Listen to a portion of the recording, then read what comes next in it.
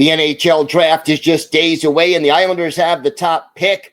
Today, we'll discuss some moves they can make after the top pick, including trade possibilities and their impact on the team. All that and more on today's Locked On Islanders podcast.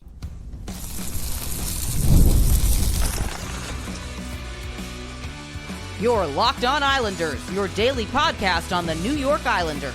Part of the Locked On Podcast Network, your team every day. Welcome, everybody, to the Thursday edition of the Locked On Islanders podcast, part of the Locked On Podcast Network, your team every day. I want to thank everyone who makes Locked On Islanders your first listen every day. Don't forget to subscribe on YouTube or wherever you listen to podcasts so you never miss an episode. I'm Gil Martin. I've been covering the New York Islanders for almost 2 decades, and I wrote the book Ice Wars on the history of the Islanders' rivalry with the Rangers from 1972 to the modern era. So glad you could join us today and talk a little Islanders hockey. So much to talk about. One more day until the 2025 NHL Draft, and we have got a lot to break down. We know the Islanders have the top pick. We know they're probably going to keep that pick, but what other moves can we expect? We're going to break some of those down and discuss their impact on the team. We've got one potential trade target that we haven't discussed in depth, and then we'll talk about the biggest needs across the Islanders organization. Let's start with day one. We know the New York Islanders have the first overall pick in this year's draft, and Matthew Darche, in his pre-draft press conference earlier this week, indicated that the New York Islanders not trading that pick. And I agree. I don't want to trade that pick. You have a rare chance. Each NHL team, in theory, should get the top pick once every 3 decades, every 32 years. The Islanders haven't had it in 15 years. It is a situation that doesn't come up often, and you want to take full advantage of it when you get it. Odds are the Islanders go with Matthew Schaefer, the defenseman. That is, according to every report I've seen, most likely what Darche is leaning toward doing. But what happens after that? What other moves are realistically possible for the New York Islanders on day one of the draft? One big thing that everyone has talked about after you've made the choice of either Schaefer or Michael Misa, trading back into the first round in order to try to get Long Island native James Hagens. And I get it. It sells tickets. He's a prospect who, before this past season, was considered the top pick in the draft overall by many scouts. Struggled a little bit as a freshman in the NCAA last year, but still was 37 points in 37 games. Some scouts concerned he was a little bit too much of a perimeter player, had issues with the bigger and faster players at the NCAA as compared to juniors. I get it.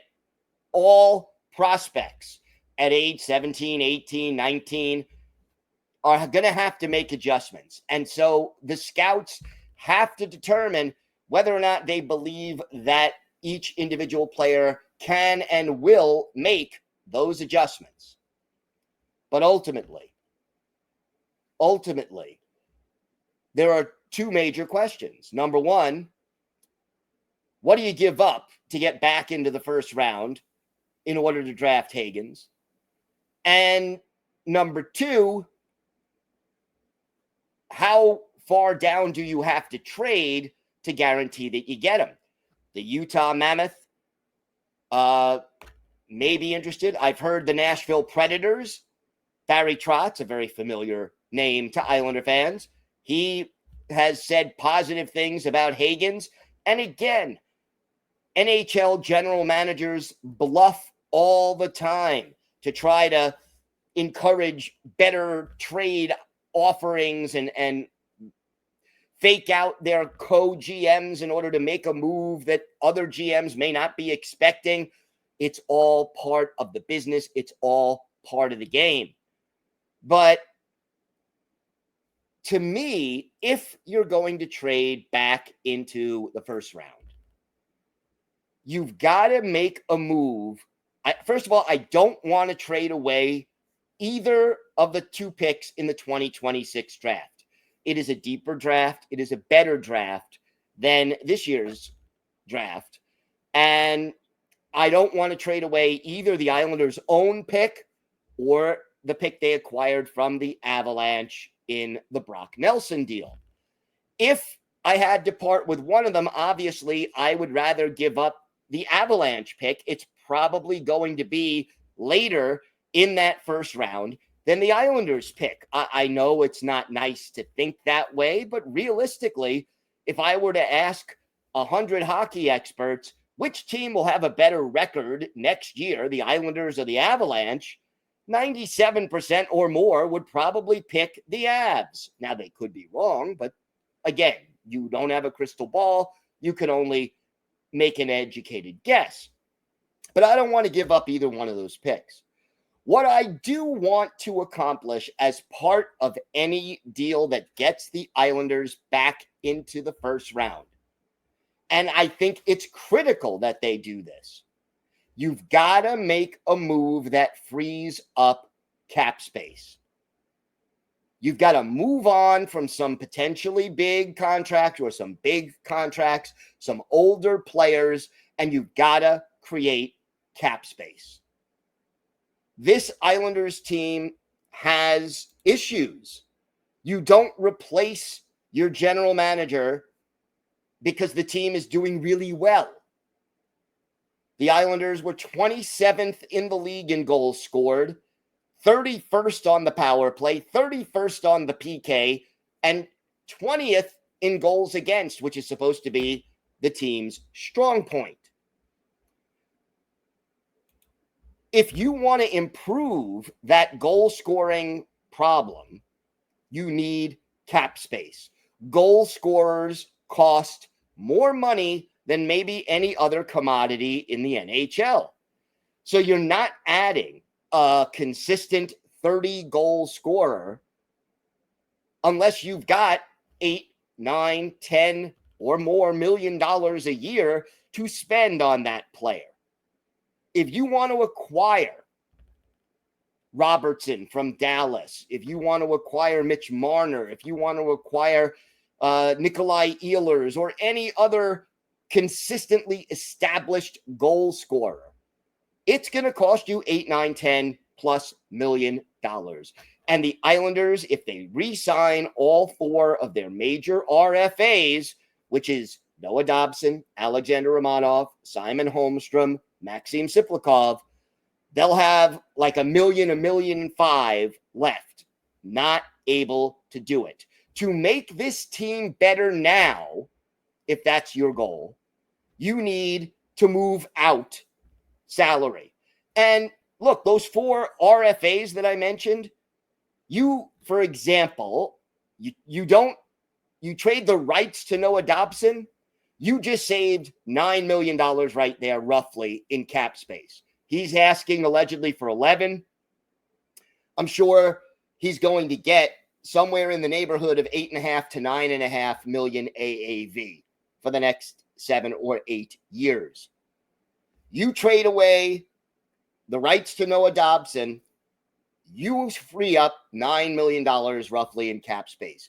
Alexander Romanov, you're probably freeing up $5 million. And I'm not saying that that's the move you have to make. There are other players that maybe you could get an opposing team to take off your hands. Every player has a dollar amount attached to them as far as the cap is concerned. But if you're going to get back into the first round, you've got to move out salary. It is sort of the elephant in the room for this team, that to truly improve this team, you could talk to me all you want about being healthier, that, oh yeah, last year they were really banged up. Yeah, they finished 23rd in the league. And yeah, the top 16 teams make the playoffs. They were only, and I'll put that in air quotes, 9 points out of a playoff spot. That's not good. 9 games out of 82. It's not that close, okay? It's not, and especially with the loser point, the way the NHL does things, 9 points is far, okay? If this team is going to get better now, or even have the chance to make a move to get in some younger talent, you've got to free up cap space. Now, other moves that you could make, we've talked about acquiring Howard's rights from Tampa Bay. That is something I would love to see. That may not happen on day 1. It could very well be a day 2 situation. But obviously, Isaac Howard would be a solid addition to the prospect pool. Probably would be ready overall this year. Maybe one more year after that. Probably cost you a 2nd-round pick, maybe also a 4th or 5th. Don't want to give up a number 1 pick for it. But realistically speaking, I think that would be a great other move. These are the things that Matthew Darche is facing. He is not having a lot of cap room. He has a team with a lot of holes, and we'll get into some of those specifics a little bit later. And he's got some assets as well. So we'll see what happens, and we will talk more tomorrow about our predictions for round 1. We have got more to get to on today's show. We're going to talk about a player who's allegedly available on the trade market, who I think would be a great fit on the New York Islanders and what impact he might have, plus the biggest needs of the organization. All that and more next on today's Locked On Islanders podcast. Today's episode is brought to you by Monarch Money. Ever wish managing your money felt easier? With Monarch Money, it can. Whether you're growing your savings or planning a big purchase, Monarch puts you in the driver's seat. It's like having your own personal CFO, giving you full visibility and control over your finances.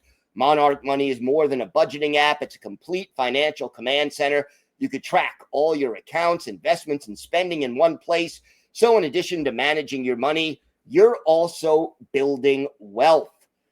And it is great to have an app, I find, that gives you everything you need to manage your money day to day in one place. That is such a valuable tool. So take control of your finances with Monarch Money. You can use the code LOCKEDONNHL at monarchmoney.com for 50% off your first year. That's monarchmoney.com, code LOCKEDONNHL for half off your first year. Check out monarchmoney.com.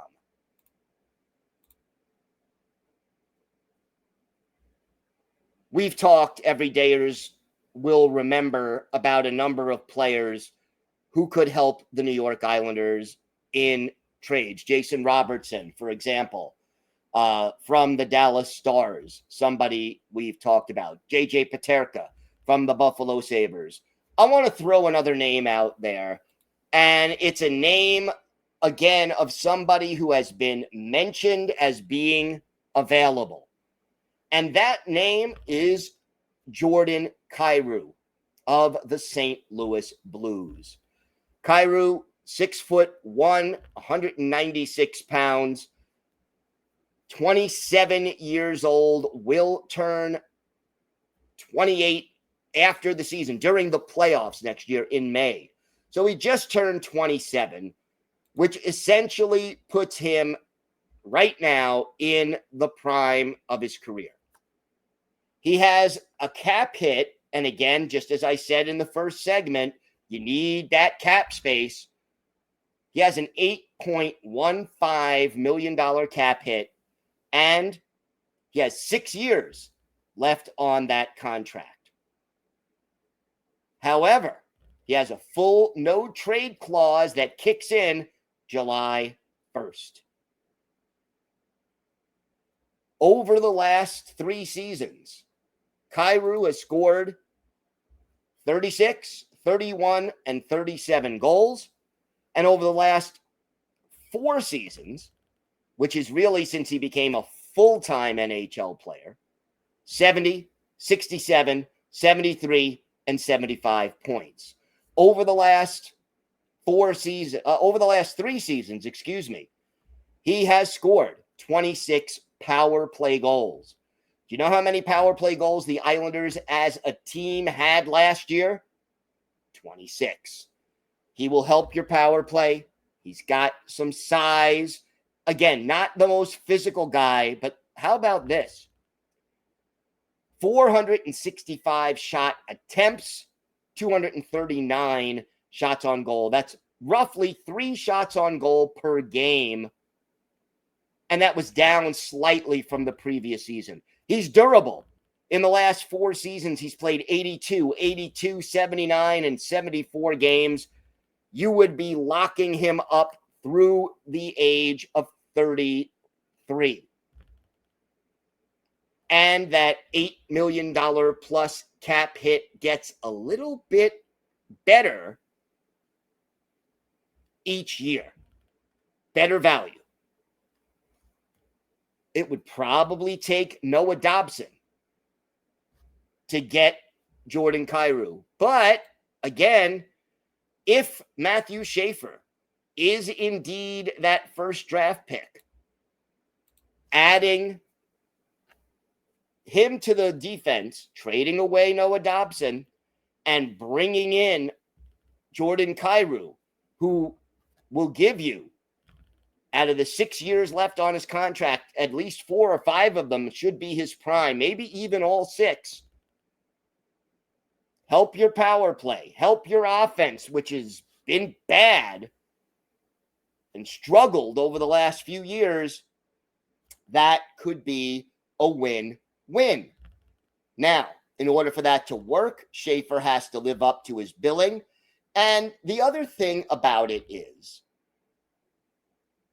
in the short run, Kyrou's ready right away. Okay? You could, for the very short run, until Schaefer is up to speed, you need a right shot defenseman. You need a puck-moving defenseman.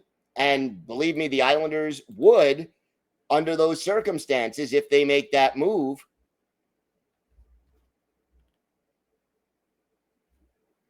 Tony DeAngelo probably cost you somewhere in the neighborhood of $1.5 to $2.5 million for a 1 or 2 year deal.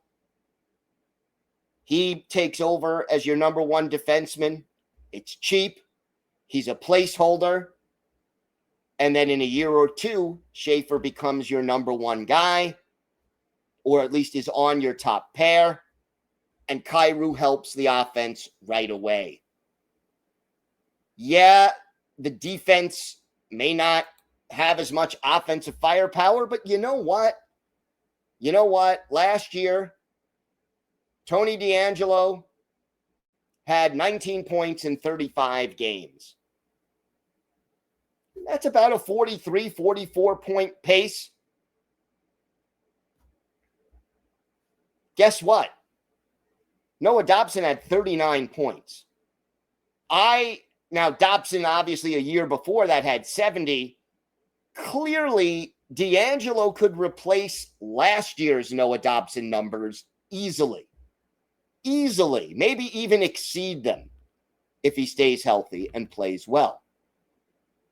Kyrou, if he gives you 30 goals, gives you a number 1 first-line player. He's fast, speedy. He could play very well with Mathew Barzal and give you 2 guys on the same line who are very speedy. There are a lot of benefits to bringing him in, but it is going to cost.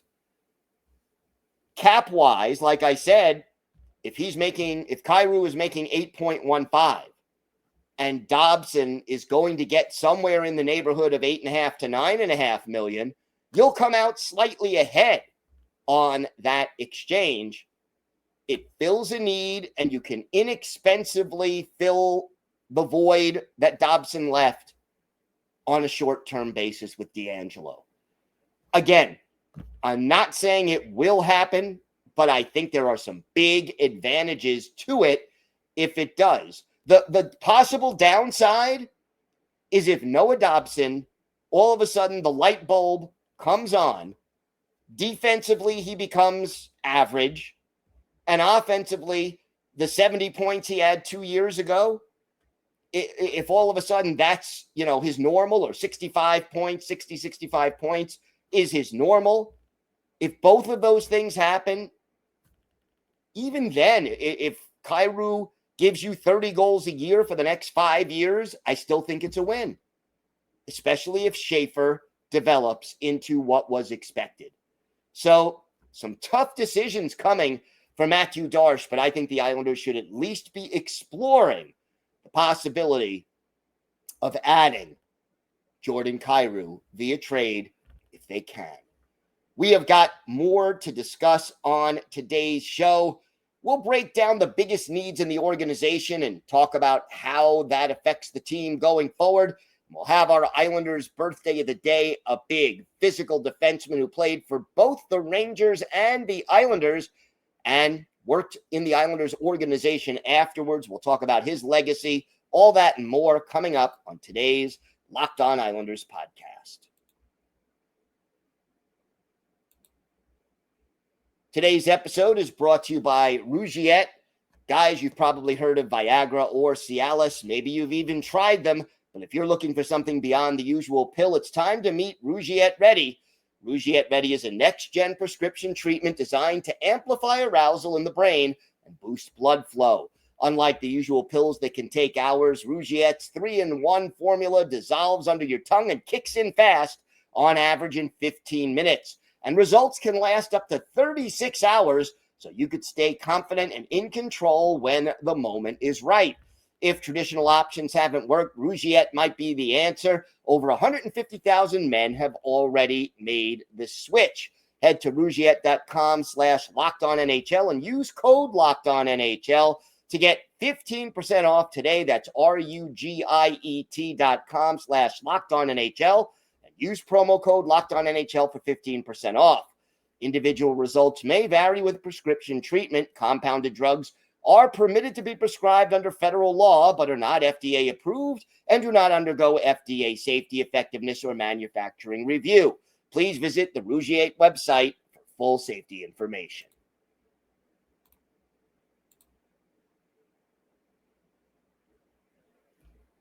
The Islanders organization, the roster, the team, where do they stand right now? What are the biggest needs? And again, generally speaking, everydayers, younger, faster, more skilled, more difficult to play against. So one thing they definitely need is a few players who are going to be more physical. You've got Mark Gatcomb, he can do that. But there aren't a lot of guys on this team who are overly physical right now. Matt Martin, Cal Clutterbuck, they have retired. Got to get some bottom six guys and maybe even a guy in the middle six who can be more physical, a defenseman who's mobile and physical, and add that element to the team. Backup goaltender, definitely an issue. We aren't sure about Semyon Varlamov's health. The performance of Marcus Hogberg last year was uneven before his injury. He seemed like he was playing lights out. After the injury, he was struggling big time. Was that because of the injury? Did he try to come back too soon? Or was that a return to the mean for Marcus Hogberg? If the Islanders are comfortable with Hogberg being the backup, if Varlamov isn't ready, they're okay for one more year. But if not, it's a big question whether or not Varley is back. I hope he is. I like Semyon Varlamov, but at the age of 37, the possibility that he misses time due to injury cannot be ignored. Defensively, Again, we talked about the physicality missing from this team. Patrick Roy prefers guys who could skate. You've got right now, in theory, if he re-signs Dobson, you've got Boqvist. Isaiah George can skate smoothly, but he's not a dominant skater. And we don't know for sure that he's going to make the team. But the defense, depending on whether or not Dobson and Romanov come back, got a lot of questions. You've got three guys in Ryan Pollock, Adam Pelech, Scott Mayfield, who are all over 30 and have all been slowed in recent years by injuries. Got to take that into consideration, get younger on the blue line and maybe more mobile, because that's what Patrick Roy tends to want in his defense corps. And Lou Lamoriello never really gave him that until the injuries struck. And it's not a coincidence that the Islanders played some of their best hockey after smaller, more mobile defensemen were brought in that were more conducive to playing the way Patrick Roy wants them to play. But the biggest need on this team right now is goal scoring. The Islanders did not have a 30-goal scorer on their roster last year.